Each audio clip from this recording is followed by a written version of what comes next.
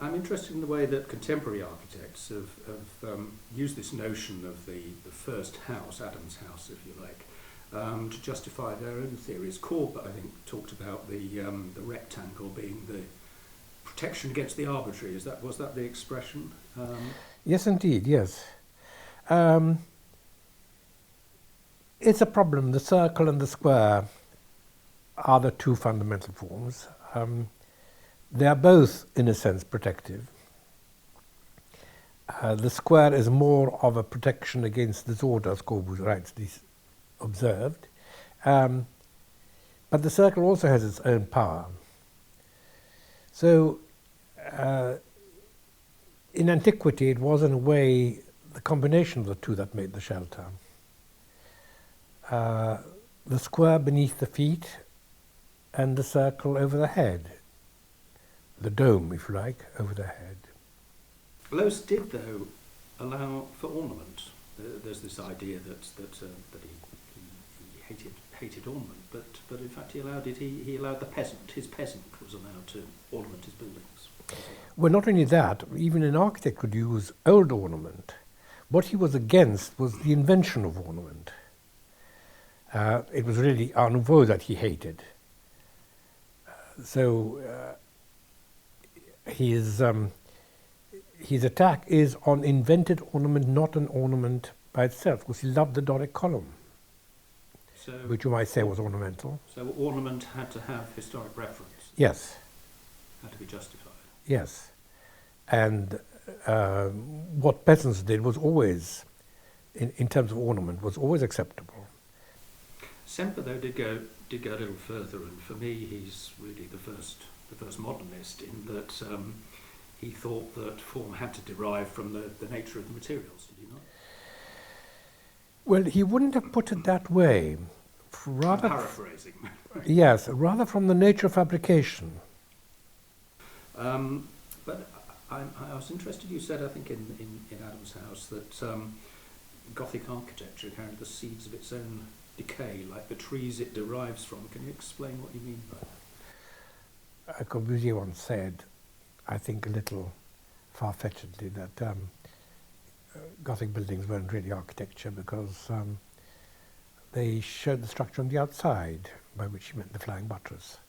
Now, in a sense, that kind of showing of structural necessity was proper to Gothic architecture, and it goes with that use of large areas of glass. That's very modern ideas, but it's an idea of modernism, surely. Yes, and it's not a particular an idea necessarily of any particular style. But the Gothic was a national obsession in the 19th century. This idea that there could be a national style, and that, of course, was the Gothic. Was this a blind alley? Well, it was a blind alley on which people walked for 200 years, so it's not that blind. The idea of a national style comes with really with the end of the 18th century.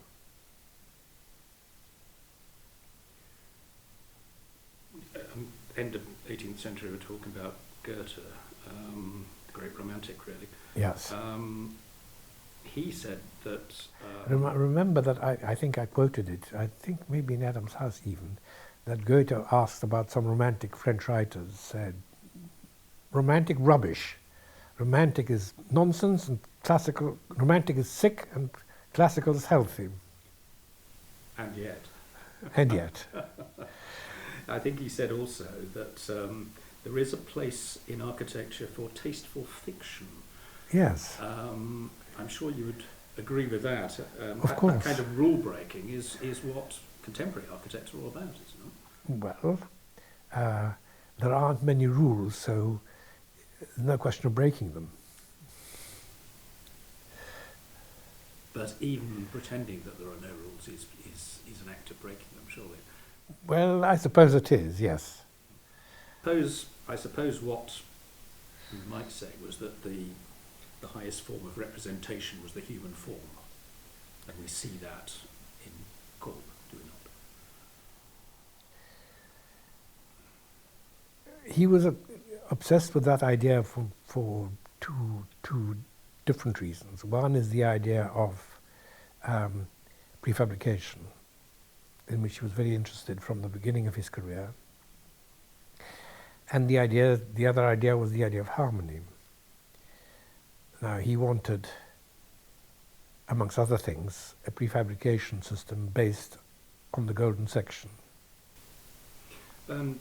Bernini addressed this issue, didn't he, and said it rather simply that beauty is proportion because it derives from Adam, the proportions of Adam, and Adam was made in God's image. End of story. Well, that's also a problem, actually, because God was ineffable, and therefore biblical commentators had a great deal of trouble with the idea of Adam as an image of God. Nevertheless, Adam was perfectly made by God, and therefore his proportions were, in a way, or should have been, in a way, the model for all other proportions. The written word was always important here. I mean, Diderot produced his magnificent encyclopedia, and one of the major tasks was to define beauty, was it not? Well, of course. How can you define beauty any more than you can define truth? Well, you've asked the question. I don't know the answer. Certainly, you define it for yourself, to your own satisfaction.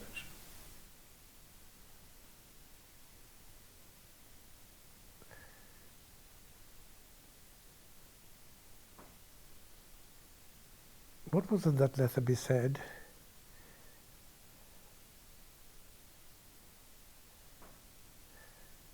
Beauty is happy building. No? It is that which pleases, I suppose. Well, no, he said happy. Yeah.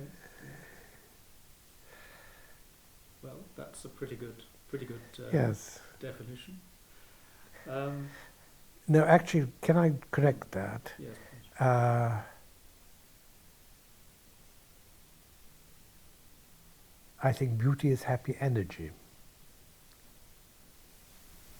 So it has to be positive. Yes. Gives something. Yes. Something out. It's not Yes. just what the perceiver puts into it. No, ugliness is something which is marred, of course. There's a much later commentator, Lewis Mumford, said he tried to define the distinction between prose and poetry in architecture, didn't he? And said that very few people could produce poetry. Do you agree with him?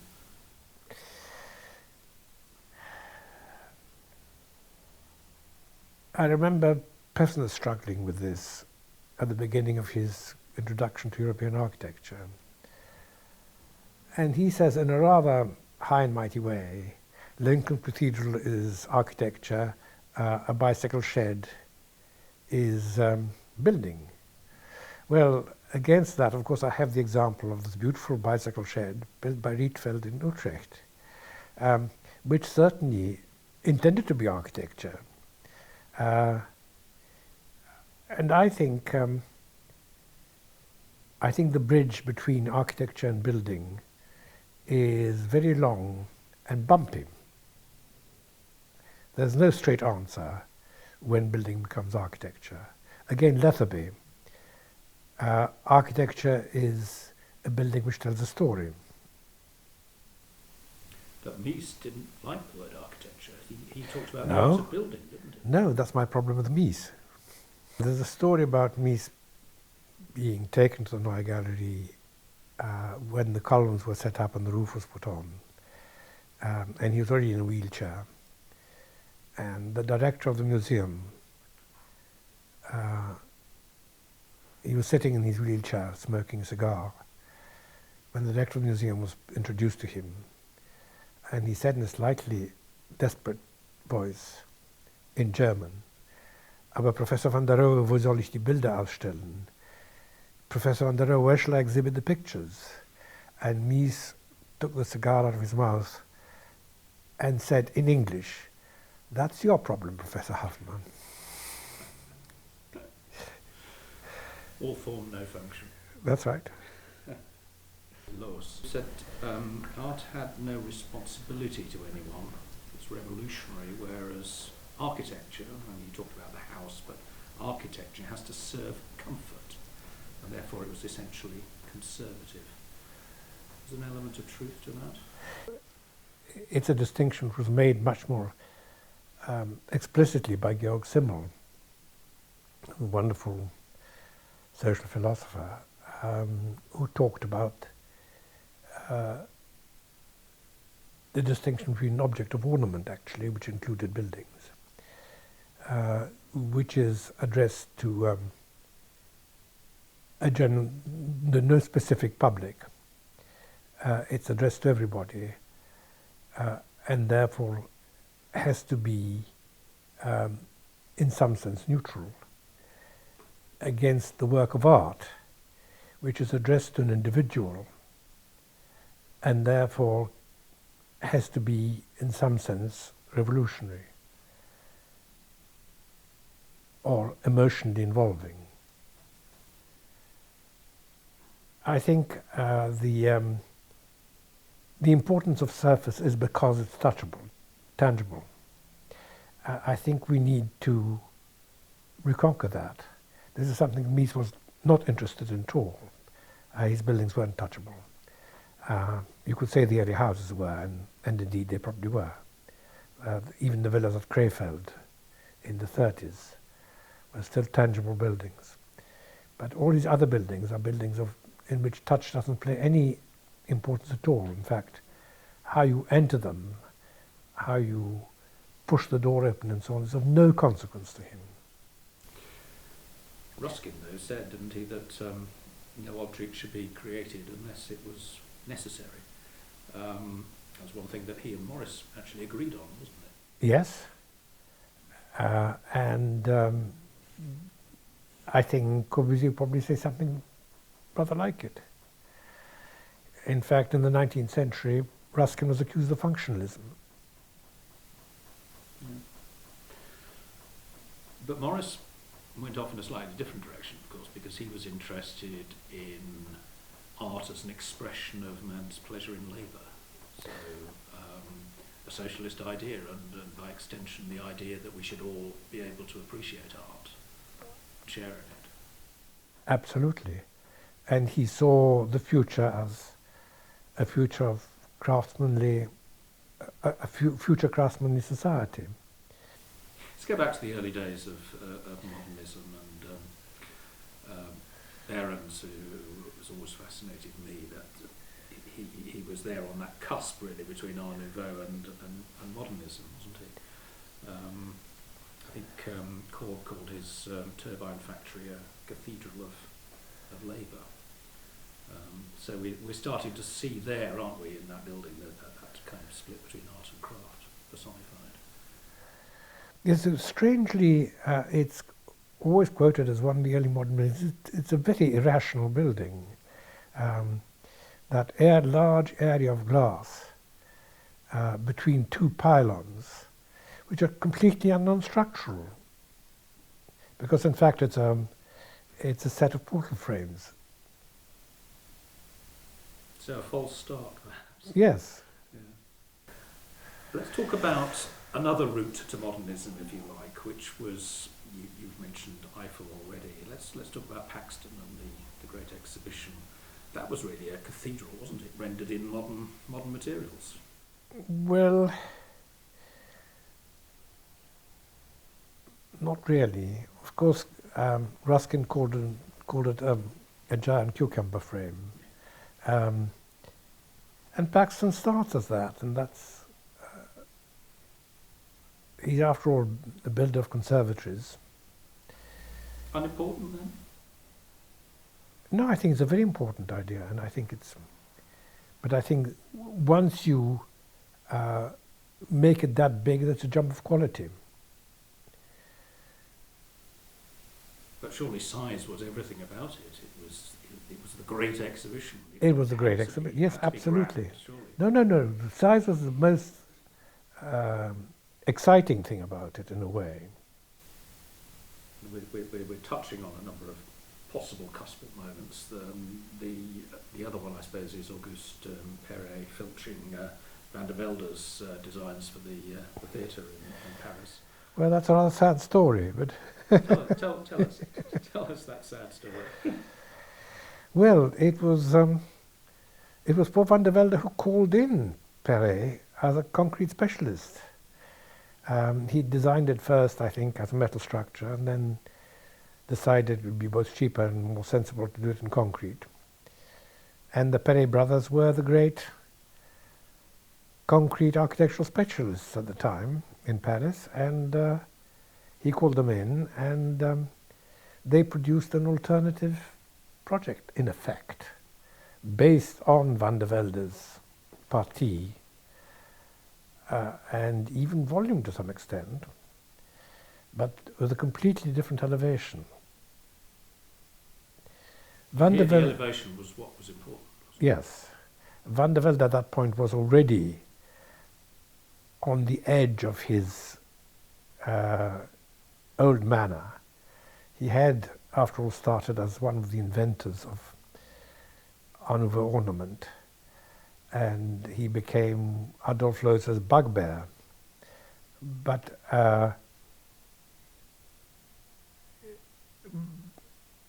by 1910, he was really calming down a great deal, and the ornament was no longer as important as it had been. So he was moving towards his later manner, which was very cool, sort of Belgian brick modernist. I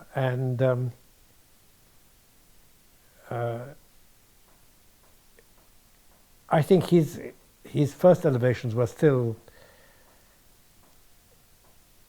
sort of Art Nouveau, and the theatre in the exhibition theatre in Cologne for the Werkman exhibition was already his beginning of his later manner. But the Perrets, of course, made it, you might call it neoclassical. And modernism and classicism have Yes. always been closely related. Yes, indeed. Never more so than that the teaching of the Bauhaus. Yes. Would modernism have taken a different turn, do you think, had it not been for Hitler and the enforced move of all those people to the States? Well, the whole of the 1930 break, both in the Soviet Union and in Germany, completely altered the complexion of modernity. Not, oddly enough, not in Italy, where modern architects were doing adventurous buildings well into the fascist period, well into the 30s. But Hitler, of course, hated modern architecture. But what's interesting to me is Le Corbusier was an optimist in the sense that there's that wonderful quote of his that architecture is judged by eyes that see, heads that turn, and legs that walk. Yes. In other words, it impacts on people. Absolutely. He was a great man. He was certainly, that was one of his great moments. So what can people do? What's going to move people to demand better of their cities?